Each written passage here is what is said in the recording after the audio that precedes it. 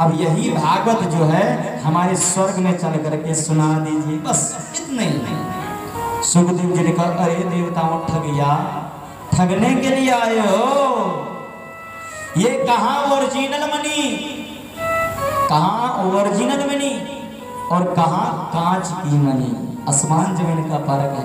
कांच की मनी 2 रुपए में बन जाएंगे और ओरिजिनल मनी की तो दाम ही मत पूछिए। तुमको सुधा को कथा लोके क्व काच मणि महा, कहाँ ये ओरिजिनल मनी, कहाँ तेरा डुप्लीकेट मनी बराबरी नहीं कर सकता है। इसलिए क्व सुधा क्व कथा लोके क्व काच मणि महा, ये कहाँ कांच की मणि तुम्हारा अमृत है और ये कहाँ ओरिजिनल मणि है। इसलिए आप भक्तान तान सब विज्ञान नाद दो सो कथामृतम। सुखदेव जी ने कहा जाओ ये डुप्लीकेट लेकर के चले जाओ, श्रीमद् भागवत का बराबर ये अमृत नहीं कर सकता है। हाँ, आप अगर नम्रता पूर्वक विनम्रता पूर्वक अगर आप कथा सुनने के लिए आते तो आपको जरूर कथा सुनाते, लेकिन आपने श्रीमद् भागवत को खरीदने आया। हीरा को खरीद सकते हो, रत्न को खरीद सकते हो, मणि को भी खरीद सकते हो, लेकिन श्रीमद् भागवत में किसी का पावर नहीं है जो श्रीमद् भागवत का कोई खरीद सकता है। भगवान कृष्ण को कोई खरीद सकते हैं क्या? भगवान कृष्ण का ही सारा संसार में जो कुछ है उन्हीं का। तो सुखदेव जी ने आप भक्त जान करके भेज दी, देवताओं को जाओ तुम लोग नहीं मिलेगी कथा सुनने के लिए, तुम खरीदने आए हो। और पहली बात है कि तुम अमृत का बराबरी कर रहे हो, श्रीमद् भागवत श्रीमद् भागवत का बराबरी कर रहे हो तुम अमृत को, चले जाओ यहाँ से। देवता लोग चले गए ब्रह्मा जी के पास शिकायत करने के लिए, और ब्रह्मा जी के पास गए। देवता ने कहा महाराज मैं पृथ्वी लोक में गया था। बोला किस लिए? बोला पृथ्वी लोक में इसलिए गया था क्योंकि राजा परीक्षित का श्राप मिला है कि 7वें दिन वो मर जाएगा, तक्षक नाग डसेगा। तो उनको श्रीमद् भागवत सुना रहे कि अमर हो जाए, मुक्ति मिल जाए। तो मैं अमृत का कलश लेकर के गया और मैंने कहा कि ये अमृत इनको पिला दीजिए ताकि ये अमर हो जाए और श्रीमद् भागवत चल करके स्वर्ग में सुना दीजिए।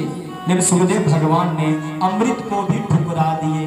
तो मैं जानना चाहता हूँ कि ये श्रीमद् भागवत है क्या जो अमृत को भी ठुकरा दे? तो ब्रह्मा जी ने कहा जानना चाहते हैं ये श्रीमद् भागवत क्या है? बोला हाँ जानना चाहते हैं। ब्रह्मा जी ने तराजू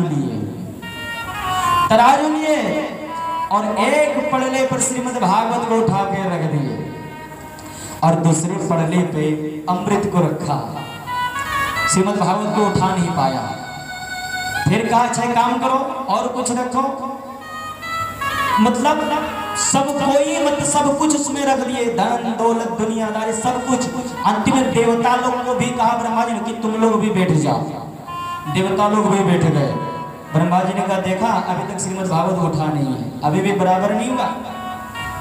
तो ब्रह्मा जी कहा कि मैं भी बैठ जाता हूँ। ब्रह्मा जी भी बैठ गए, पूरे ब्रह्मांड ही बिठा दिया उसमें, लेकिन श्रीमद् भागवत का बराबरी नहीं हो पाया।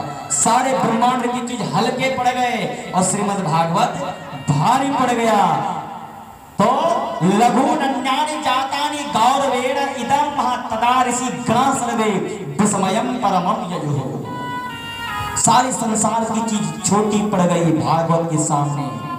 तो मेरे प्यारे सज्जनों, देवता लोग भी श्रीमद् भागवत कथा सुनने के लिए तरसते हैं और हम लोग कितने भाग्यशाली हैं जो सुखदेव भगवान की कृपा से, वेद व्यास जी की कृपा से श्रीमद् भागवत की कथा सुन रहे हैं और सुना रहे हैं। कैलासे वैकुंठे नास्तयं रसः स्वर्गे सत्ये च कैलासे। श्रीमद् भागवत स्वर्ग में भी नहीं है, सत्यलोक में भी नहीं है। कैलासे वैकुंठे नास्तयं रसः, कैलाश में भी नहीं है, वैकुंठ में भी नहीं है श्रीमद् भागवत। तो नास्तयं रसः, तो वो श्रीमद् भागवत कहाँ है? वो श्रीमद् भागवत अगर है तो इसी धराधाम पृथ्वी पे है। देवता लोग तरसते हैं। तो अथ पिबन्तु सद्भाग्या मामा मुंचित करहि चित। जिनका भाग्य ठीक है, जिन पर राम जी की कृपा है, वही श्रीमद् भागवत की कथा सुन पाते हैं। मेरे प्यारे सज्जनों, वही श्रीमद् भागवत की कथा सुन पाते हैं, सभी लोग नहीं सुन पाते हैं। एक बार सभी को बोलना पड़ेगा, बलभागे बिहारी लाल की।